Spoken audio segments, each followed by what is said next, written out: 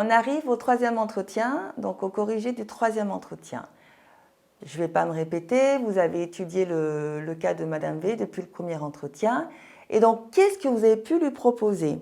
Alors, nous, ce qu'on a pu lui proposer, c'est par exemple d'orienter Madame V auprès d'une entreprise en lien avec l'insertion par l'activité économique. Une ETI, c'est une entreprise temporaire de travail en insertion. Ou alors une association intermédiaire du département de la Corrèze.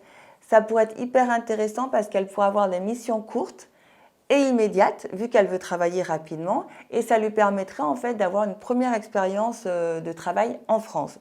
Ça pourrait être un super tremplin.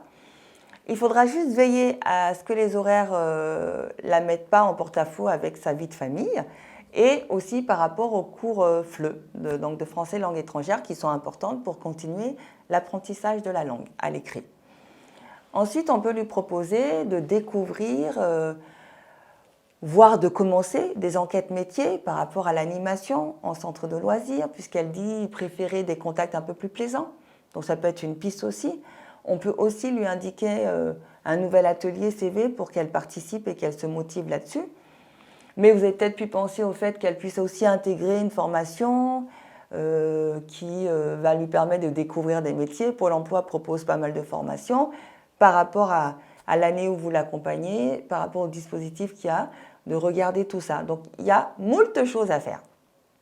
J'espère que ça vous a permis de voir ce que c'est un accompagnement, la contractualisation, le suivi, de voir aussi que c'est assez, comment on va dire ça, vous ne pouvez pas avoir la bonne réponse, vous ne pouvez pas penser à tout, mais l'idée c'est voilà, d'avoir ce perpétuel va-et-vient avec la personne, de bien noter, de contractualiser à chaque fois et de checker ce qui a été fait et pas fait et pourquoi ça n'a pas été fait.